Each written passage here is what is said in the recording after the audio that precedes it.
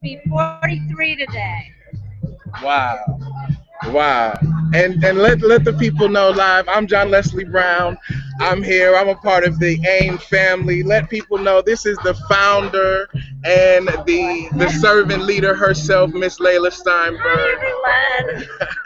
Please tell the people who you are, what I'm we're Layla, doing, your and legacy. we're celebrating Tupac's birthday.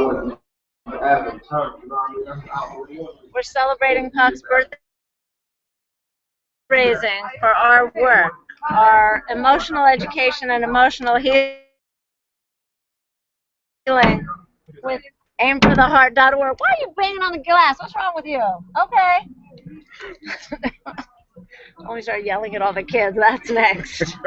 And we're here with high hopes and special performance. I can't wait. Yes, indeed. And one of the things that really touched me was when I was a young kid and I heard Mr. Tupac Shakur say, giving our money to the leaders, knowing damn well they ain't gonna feed us. And I know that you were one of the mentors that helped to shape some of the things that we heard. You were there when some of these great pieces were formed. I But was. more importantly, you started an organization over 20 years ago. And can you please talk about that organization, the purpose of it, the work that we've been doing over the years and that you've been doing for the years? The work is to make a difference by any means necessary, and it's the work of the heart. And heart work needs art to do the work of the heart. And you're going to get to see what we do tonight. Yes, indeed. And one of the things, I just became a father, and the heart is the first part that's formed in It's the the most womb. important organ in the body because without heartbeat, you cannot continue. You cannot continue. So that's just a little taste. You will see more to come.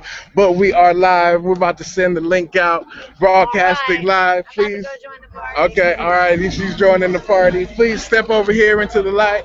Tell us who you are. Hey, my name's Neil. Okay, Neil, talk to us about what do you do and why you're here tonight. I'm a law student at NYU. I'm here with my friend Mazzy, if you want to get.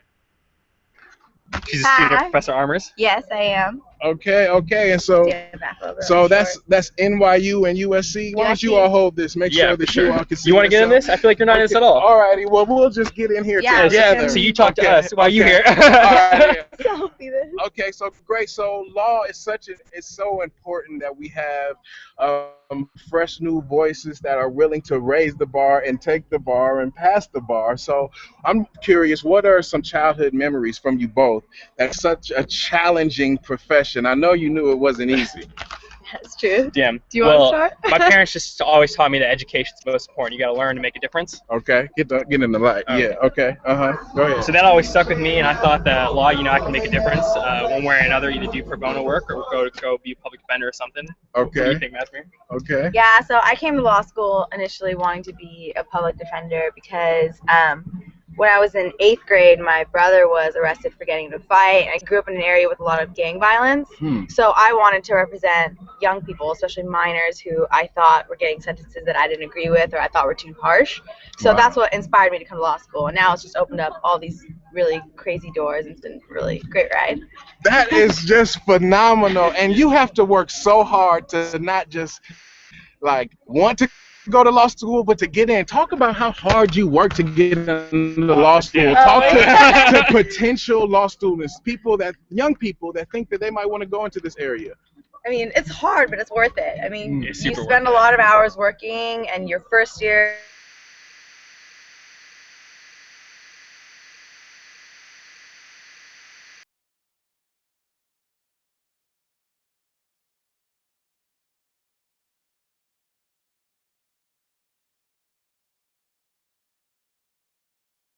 Connection was lost, like our people, but they find their way home. Please continue. I don't remember what I was saying. I think I was just talking about how it's difficult, but once you're there, it's worth it.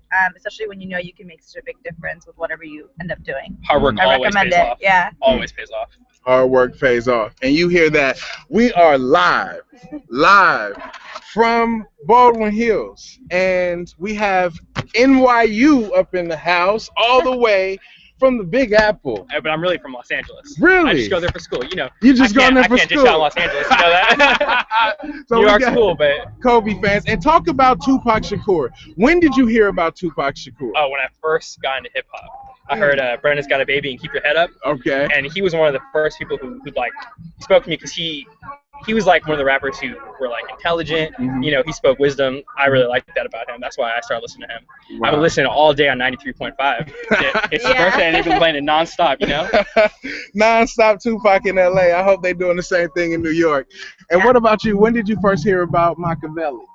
Honestly, I have no idea when the first time was. I really just think I grew up with it. I have an older brother, so I grew up listening to this type of music. Mhm. It was always around me. And what Yeah. would you say? This is gonna sound kind of cheesy, but it would have to be Dear Mama. Ooh. I think that's how I fell in love because it reminded me of the relationship my brother had with my mom a lot and the struggles they had together. Wow, that's awesome. You hear that? Dear Mama, one of the powerful lines from that, especially when we talk about going in law and how the laws affect society and community. We know that it's a challenge to get certain laws off of the books that should not be there and to get people to understand their rights. That's a challenge. And when Tupac said, even as a crack fiend, mama, what? Black Queen Mama. Oh, it's real out here. Happy birthday, Tupac Shakur. Tupac would have been 43 years old today. Just imagine. Yeah. 43.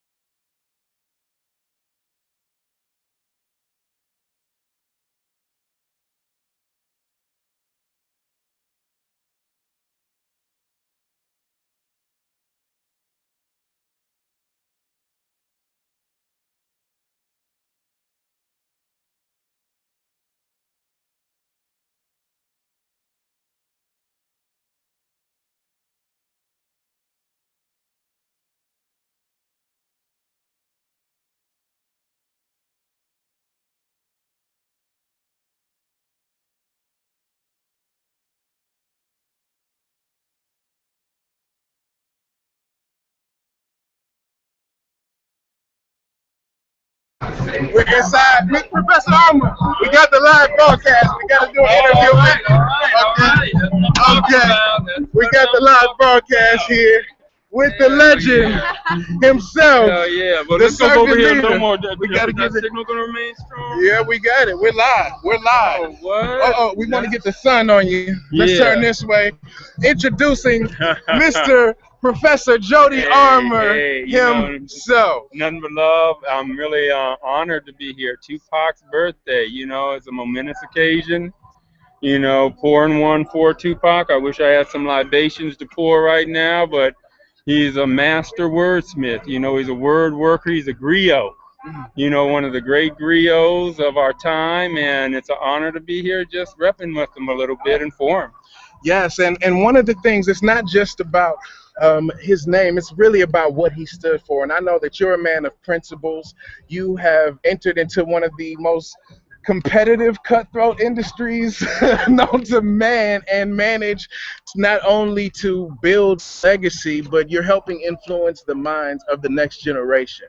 And please let the people know who you are, a little bit about your background. Yeah, well, this space is called the House of Armor because it's dedicated to my dad, the memory of my dad, who was sentenced to 22 to 55 years in state penitentiary for possession and sale of marijuana, first-time offense. It was the way that they got rid of uppity black men in the 50s and 60s who had the temerity to acquire property and do other things that flouted the social conventions of his day. And so they threw him in jail, expected him to rot. Instead of rotting, he taught himself the law from the warden's own law books, brought down a typewriter that I have right in here that we use, a manual typewriter, typed up his own writs of habeas corpus, represented himself pro se up through the state system, on through the federal system, and I was standing there with him as a 14-year-old. It took him 5 years to reach the Sixth Circuit Court of Appeal, standing there as the only black man in the courthouse, all right, outside of some security personnel who were black, talking to en banc judges representing really his life, because if he loses this appeal, he's looking at 55 years potentially. And he won the case on appeal, Armour versus Salisbury, and I teach it to my criminal law students today, that very case. And so that is the point of this space, and that's the connection of this space to Tupac, because Tupac, like my dad, uses words to achieve social justice, to promote social justice, to protect, some important interests. All my dad had in that cell was words. That's all he had. He didn't have any files, no dynamite. All he had was language. And he had to put those words together in a certain order, a certain pattern, and make them open that jailhouse door. And he found in those words the key to his own jailhouse door. And so I respect language. Word work is sublime. Like Toni Morrison says, we die, that may be the meaning of life, but we do language, that may be the measure of our lives. So that's what this space is dedicated to. Wow, wow, wow.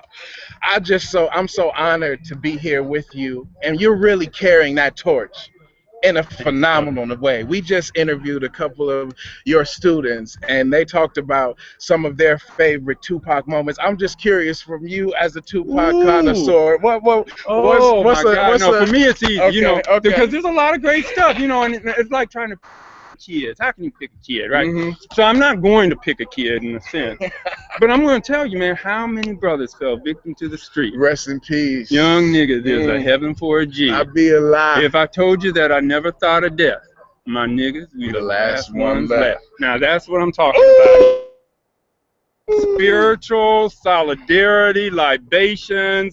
Also talking about, the hereafter, brothers in the pen for life, brothers underground, and that's what tonight is. This is a libation for Pop. I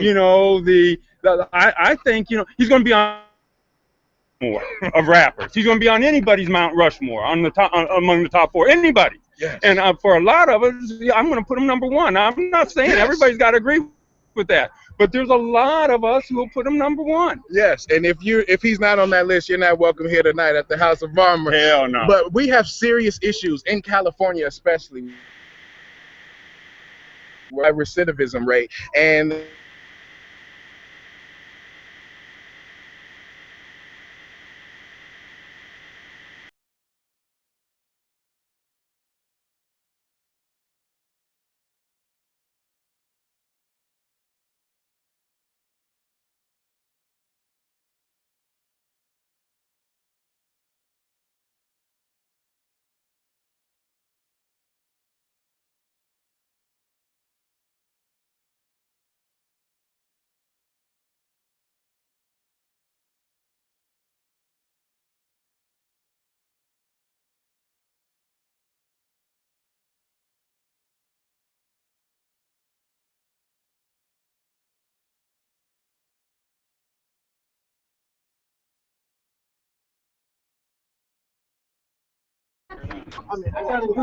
Yeah. boom. Okay, we're back. We're back, and we got a little disconnected. Wow. Yes, sir. Okay. We're live here at the Tupac Shakur birthday party, and it's not just the people in front of the scene. Sometimes it's the people that capture the moments. So let me talk to him, brother. Let him know what you do. You're a young entrepreneur out here. I see you got your equipment. How did you get involved with photography? Well, when you start off young, there's a lot of things you like to do, and I guess one day I picked up a camera and it just went from there. I didn't really see myself being here today, but this, this is like, I don't know what to call this right here, but It's another level. Yeah. That's official. I've never seen that before. yeah, there's so many steps I've been through to get me to where I'm at today. The people who supported me, my mom, dad, stepdad, family members, everybody who, the list goes on. The list goes on. I wouldn't be here if it wasn't for y'all, so shout out to y'all. That's what's up. And so you're carrying the torch, and you're doing it in photography. You're here. I know you're a Tupac fan. Oh yeah, of course. Talk about how Pac has influenced you, how you see him as just a rapper or a leader. How did he influence you? So there's a lot of things that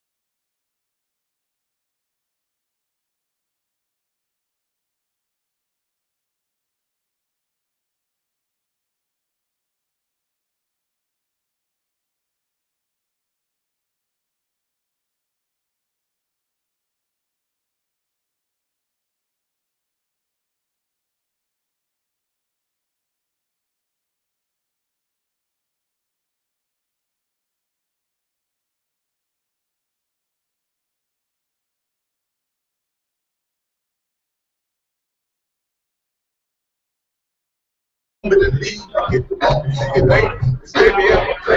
all I heard was, we need some light though. We don't have enough light.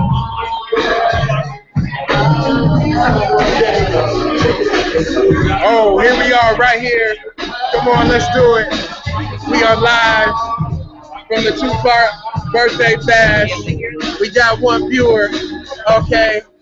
Once again, my name is John Leslie Brown, also known as High Hopes, and I'm here with Miss Evan Seymour, a servant leader, community organizer, educator, and it's so great to have you here. Please tell the people who you are, some projects that you're working on, I'm and how an Tupac has influenced activist, I'm you a as poet, and I'm a writer, and I love to talk. I mean, just being from California, being someone who's all about activism, I love talk. I love everything he stands for, and I'm so glad that people are still celebrating his life and everything that he stood for. Okay, yes. Okay, and so what's your favorite Tupac song? What's your favorite Tupac song? That is such a hard question. Can I answer that question? Okay, we're gonna come back. All right, let me think about it. I mean, there's so many great ones. Let me think about it. Think about it. Okay. Please tell the people to line up. Thank you so much. It's not just about the people on the stage, it's the people that give the orders. And so please tell the people who you are, what you're doing, how Pac has influenced your life, and what's your passion. Hey, what's up? I'm Nadia. I'm helping out Layla. I'm a poet, myself, artist, and I've been going away workshops on and off for 11 years. I'm helping with stage managing tonight, making sure everyone's going up in order. Sound engineer, poet, Tupac. Tupac was out when I was in high school. So, coming up from struggle myself, being a foster kid and stuff, I listened to him when I was living on my own my senior year. And one of the first people that introduced me to hip hop, I guess, way back when in 95, 94. So anyway, the lineup, he's going up. We got a speaker coming up. Layla will be up. Naiku will be up opening, going to find us and people working. And then maybe we'll have a guest coming from going up with high hopes here. Okay, you heard it. And I don't want to brush over something. You said something coming up in foster care that you listened to Tupac. Yeah. And was it therapeutic for you? Did you relate to when him? I was younger, he wasn't like my main, but when I was in my more mid-20s and I was struggling still, I think him and Bone Thugs and Nas, his mother, like kind of the in-between 90s artists, they kind of influenced me to love hip-hop for basically, you gotta be out there, but You look good. You look good. Back it up. You look good. Well, thank you so much. And I'm so so basically, it's hip-hop and writing or whatever, it's something that keeps me, right? Yes. Charge. Same? Yes, same. Definitely same. Alrighty, we are live. My own segment on Skid Row Studios radio, internet radio show. Okay. We doing. Okay, let's do it. Come in the midnight, 8:30. I'll get on the phone and call. Okay. All right, perfect. I find everybody. We're gonna do the radio live too, y'all. All right. Thank you. Okay. So let's